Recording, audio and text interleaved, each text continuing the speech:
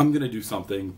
Oh, by the way, gosh, I just jumped right in there. I'm terrible. Good morning. Good morning from Salt Lake City, Utah. I am my last day on my little trip where I've been partying and having a great time. And I had a meeting yesterday, but I had met up with some friends last night. Had an excellent time. Finally going back to New York tomorrow. Back to the grind. A little bit tired from just overindulging in alcohol and food, but whatever. Had a great time. Today I'm going to talk about something that I told myself I wouldn't, at least yet. I'm not really sure what my motivation here is yet. Religion. I mentioned in another video that I used to be Mormon. That's why I've got ties here in Salt Lake. Also, I've mentioned that I'm not really religious now whatsoever, but that's not to say that I don't believe in God. But here, hold on, let me get back to why I thought of this. I was sitting down, jotting down some notes on the little, the hotel pad that they leave you, and jotting down some notes, and at the back of the pad I found a place where somebody, actually a couple people, had written down a little testimony of Jesus. Now, we're in Utah, but these aren't even Mormons. At least it doesn't appear that they are. I've got somebody who's a National Baptist, which I'm not positive what that is. If any of you are National Baptists, you speak or know what that is, let me know. But there are multiple testimonies of people that found Jesus and they just left it in there. To me, that feels a little smug. Okay, here's what really gets me, though, as far as just leaving a wordy testimony. I don't say that. I'm not going to say I don't believe in God. There are things that can't be explained.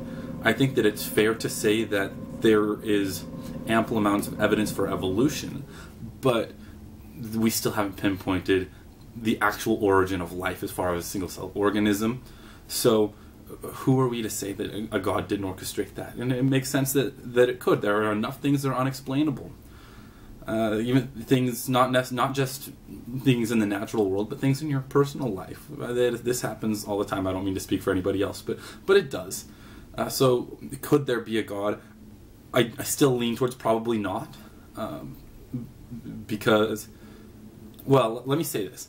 I would say that probably it's not wise to put any stock in the God of the Bible, especially the Old Testament. That seems silly to me, because as a people, as societies, as a human race, I feel like we've evolved past the God of the Bible. We are more open-minded, we're caring. It talks about a loving God, but it doesn't feel like he was. It feels a lot like, the narrative of a person that would have lived in those times. So, could there be a God? Yes. Is he the God of the Old Testament? I seriously doubt it. That just would blow my mind if there was an all-powerful being that was sexist and racist and a bigot. I shouldn't. I'm sorry, guys. This is stuff that's probably really personal to you guys. I talked about you guys like I know who you are. Let me talk. This is my channel. God damn it.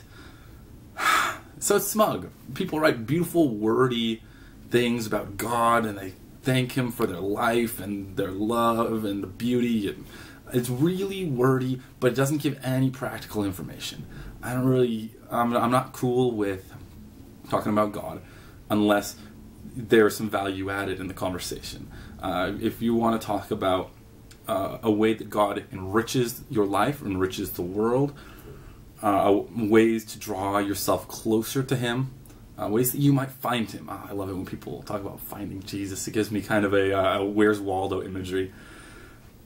But when it's just wordy and thank you, the King of the Heavens, and that bullshit, I don't think we need that. Especially just dropping it off somewhere in a hotel room for somebody to find and then talk about it on a vlog because they're upset that it exists. That was weird. So the friends that I saw last night here in Salt Lake, I spoke I spoke Japanese while I was growing up. I studied it all through high school. And then I went on a Mormon mission in Japan. And so the two friends that I met up with last night also did the same thing. They were also Mormon missionaries in Japan, and have since left the flock of God. It's funny how I wanted to talk about Japan and Japanese, and I also was pissed off about religion, and they just intersected. So that's awesome. There is a God. So we got together. We realized that we're all going to be going back to Japan in the next year, which is super exciting. Good people, people I just have a great time with. We're all in different fields, doing, you know, with different goals, and possibly living in different places. But it's just nice to know that good, level-headed, even-minded people are going to be there. People that I care about. It would be a dream to one day work with them, find something to do. I've told you that I don't have really any interest in being an English teacher. Not that it's not a good career or a good job. It's just I've done a little of it before. It's not me. I'm probably not good at it. So for those of you who are, I totally love and respect you. One of my buddies does want to make a school. He's done it before, and he would be fantastic at it. It seems like a lot of work. So the people who do it, and if some of you out there who are watching this do teach English and you want to fight with me about this, you know, I'm uneducated, so it's not even a fight or an argue. Just enlighten me. But it feels like a lot of people who teach English in Japan, you know, they end up doing a lot. They'll teach, you know, every day, maybe at different schools. It depends on whether you're JET, ALT, whatever you are. Or a, you know, independent school, and then they'll also do just tutor individual sessions with people, and they make pretty good money doing that, and it feels busy. One thing that I don't care for is always looking for the next thing, the next person you're going to teach, which is probably ironic because I was a Mormon missionary, but I didn't really care for that aspect of the job anyway.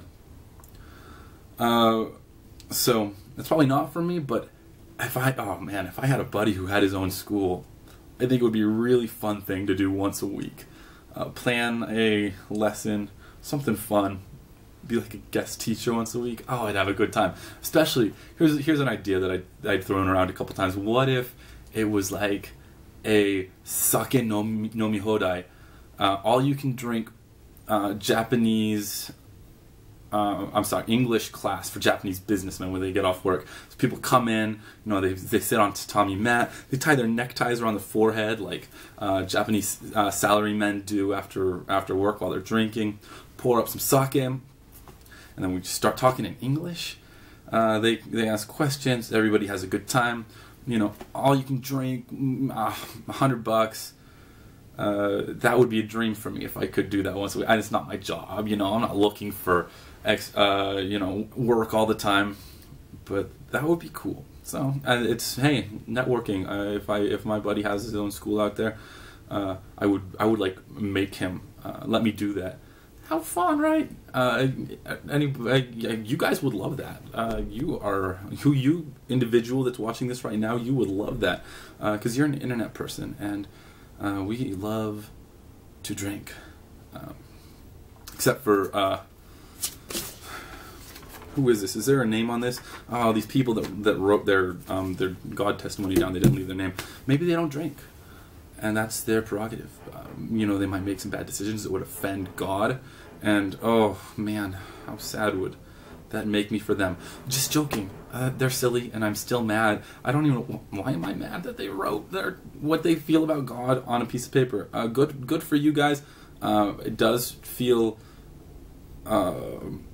kind of smug. It does feel a little bit forcey, like if this really is enriching your life, why do you give a shit whether or not I know about it? Live your own life, and that is the moral of the story today. Why worry about the future when it's so much better to live for the moment? How many times do you live, guys? Don't make me say it. How many times do you live? Once. One time. One time. You only do. I'm not going to say it. I know what you're thinking, Drake. Son of a bitch. The word of the day... Oh, gosh.